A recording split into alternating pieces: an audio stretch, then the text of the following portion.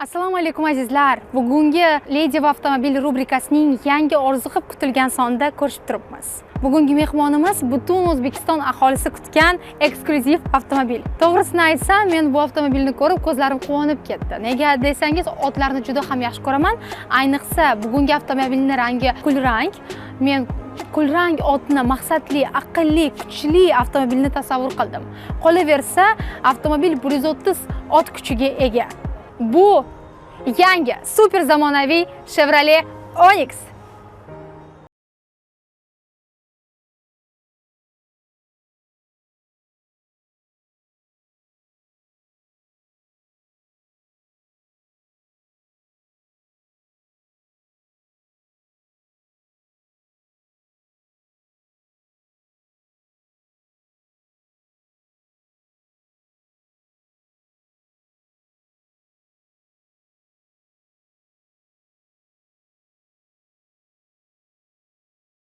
Endi ko'rib chiqsak ham bo'ladi. Birinchi navbatda tashqi ko'rinishi. E'tibor beramiz, sport avtomobilni ham eslatadi. Kapotdagi relyef chiziqlari o'zgacha ko'rinish berib turibdi. Va mana e'tiboringizda birinchi o'rinda galogen faralari va kunduzgi LED chiroqlari. Xo'p, hozirda aytib o'taman, oldi parktroniklariga ega. Bu avtomobil 6 xil rangda bo'ladi. Hozir ko'rib turgan rangingiz bu satin steel grey deb nomlanadi va hammaga tushunarli bo'lsin, mokro asfalt deb aytamiz. Ammo boshqa rangda istasangiz, albatta qora, oq, bordo, to'q qizil, ko'k va och kulrang rangda ham bo'ladi. Hamma kim qanday rangni xohlasa, olsa bo'ladi. Menimcha qizil rang ham zo'r bo'lsa kerak. Va bu yerda men aytib o'taman, yana bir kerakli funksiyasi, ko'rinishi cheklangan joylarni monitoring qiladigan funksiyasi bor ekan. Menga yana bir yoqqan funksiyasi bu Follow Me Home funksiyasi. Ya'ni meni uygacha kuzatib bor. Dvigatelingiz o'chgandan so'ng ma'lum bir muddat yonib turadi chiroqlari va sizni yo'ldagi bir loy yoki ko'lmakka tushishingizdan asraydi. Va navbatda 16 lik quyma disklar, mana kalitlar, lekin yana bir zo'r funksiyasi bu kalitsiz eshikni ocha olishim. Bu funksiyasi ham juda kerakli, lekin kalit yonimda bo'lishi kerak. Bu juda ham qulay funksiya deb bilaman, chunki men qo'limda har doim bir nimalar bilan bo'laman va kalitim asosan sumkamda bo'ladi. Men kitoblar yoki sumka va kofelar bilan kelganimda shunday ham ocha olarkanman. Bu juda ham zo'r funksiya. Внутренние органы Chevrolet Onix.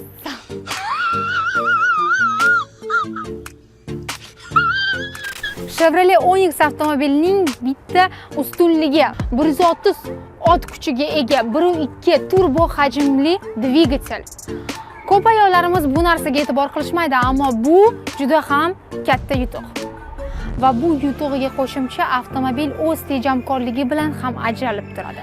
Mana endi avtomobilning orqa qismiga ham yetib keldik. Bu o'zini dizayniga ega juda ham chiroyli orqa tomoni ham va birinchi o'rinda mana orqa LED chiroqlari, xavfsizligi bo'yicha orqa parktroniklari va pult orqali men yukxonani ham ocha olaman. 2 marta bosish kerak ekan. Man nimaga 2 yozib qo'yibdi dedim-man. 2 marta bosish kerak ekan, o'rtoqlar bilmay qolman. 469 litrga ega. Buncha zo'r. Tog'ga chiqasizlarmi, xatga chiqsanglar ham hamma narsalarni sig'dirsanglar bo'ladi. В общем,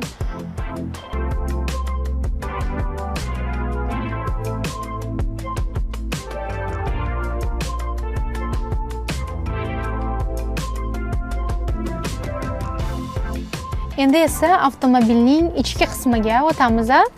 Birinchisi taassurotim o'tirgishim bilan meni interyeri lol qoldirdi. Bu avtomobilning funksiyalari juda ham ko'p ekan. Hammasi xavfsizligingiz uchun, o'zingizni qulay his qilishingiz uchun har bir detallari yaratilgan. Menga juda ham yoqdi.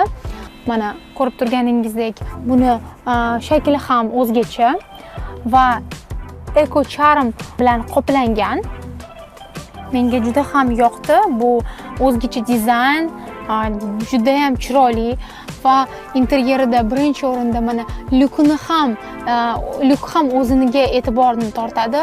Avtomobilda hamma narsa bor deb aytsa bo'ladi va orqa tomonda ham chiroqlar bor ekan va hozirda mana make-up oynalari ham bor men tarafda va oldimda o'tirgan yo'lovchida ham oyna bor. Bu yerda mana lyukni ochish imkoniyati. Qanday mazza va yopish. Chevrolet Onix avtomobilining interyeri, saloni ayollarga juda ham to'g'ri kelar ekan degan xulosada bo'ldim. Erkaklar o'zligini tomonligidan baribir ko'rishadi. Men ayol sifatida ayta olaman, bu interyer ayollar uchun juda ham qulay. Hamma funksiyalar bor, qulayliklari bor. Menimcha, men Onix avtomobilini haydagan bo'lar edim.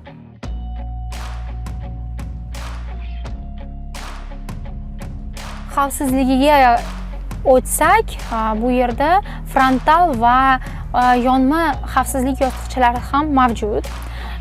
Va ESP barqarorlik dasturi, elektron barqarorlik dasturi, ya'ni avtomobilni boshqarayotganda sizga yordam berib turadigan dastur tizimi ham mavjud.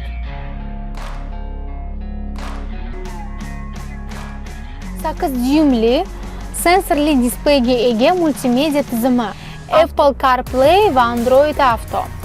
Va bu displey orqali biz boshqa funksiyalarni ham boshqarsak bo'ladi. Ya'ni bu tugmalardan tashqari, masalan, klimat kontrol tugmalaridan tashqari bu displeyda ko'rib turibmiz, mana klimat kontrol va mana Android Auto, Apple CarPlay, ko'rganingizdek telefon, bu yerda audio sistema, mana musiqa tinglasak bo'ladi bu orqali. Bu yerda bor masalan funksiyalar, ayniqsa tugmalari ham bor, ammo juda qulaylik bir tomoni bu yerda ham bor. Va yana cruise control funksiyasi mavjud va bu yerda tugmachalar bor. Bu tugmachalar yordamida ham biz o'zimizning harakatimizni, ya'ni avtomobil tezligini tekshirib va o'zimizga kerakli bo'lgan cheklovni o'rnatsak ham bo'lar ekan. Mana bu yerda va bu tugmachalar orqali o'zimizga kerakli bo'lgan cheklovni o'rnatamiz. Simsiz zaryadlash. Masalan, bo'ldi, mana qo'yamiz va telefoningiz o'zi zaryadka oladi. Qanday qulaylik bu. Endi esa o'rindiqlarni isitish bo'yicha gapirib o'tmoqchiman. Oldi o'rindiqlarni isitish va orqa o'rindiqlarni isitish ham mavjud, ya'ni alohida haydovchi va yo'lovchi uchun va orqadagi yo'lovchilar uchun. Hozir men orqa o'rindig'ida o'tiribman. Yo'lovchi bo'lib ketish ham mazza ekan, to'g'risi. Chunki mana qulayliklar bor, hammasi.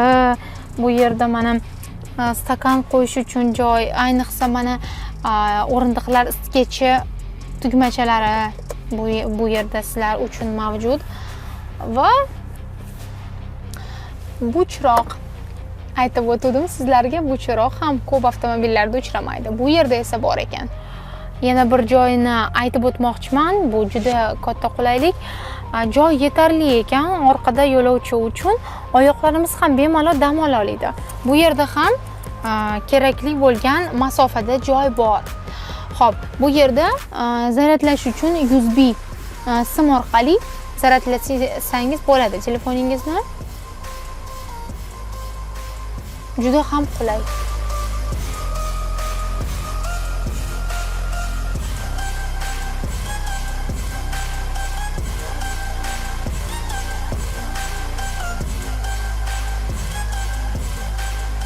Endi esa haydab o'z fikrimni, o'z his-tuyg'ularimni sizlarga aytib o'tmoqchiman. Baribir avtomobilni haydagandan keyin sezasiz qanaqaligini. Ketdik. To'g'risini aytsam, trekerda yurganda ham xuddi shunday yumshoqlik bo'ldi. Hozir ham juda ham yumshoq haydalishlari. Avtomobil juda ham qulay, to'g'risi menga juda ham yoqyapti. Maza. Ayniqsa zo'r havo bo'lganda, mana kuzgi havolar, И qanday ketamiz? Bunaqa ketamiz. Siempre requerirá la voz de pena, volver a respirar, la lluvia que caerá. O'zimni-chi bir to'g'risini aytsam, sport karda ketayotgandek his ham qilyapman, chunki tezligi, lyuk ochilishi, muzikasi, hammasi juda ham zo'r. Chevrolet Onix avtomobili Toshkent ko'chalariga juda yarashadi. Sizlarga men hozirgina bir funksiyasini ko'rsatib o'tmoqchiman. Trackerda ham ko'rsatdim, ya'ni yarim avtomatik to'xtash tizimi, parallel va perpendikulyar. Bu tugmachani bosamiz. Tanlaymiz, masalan, chapga.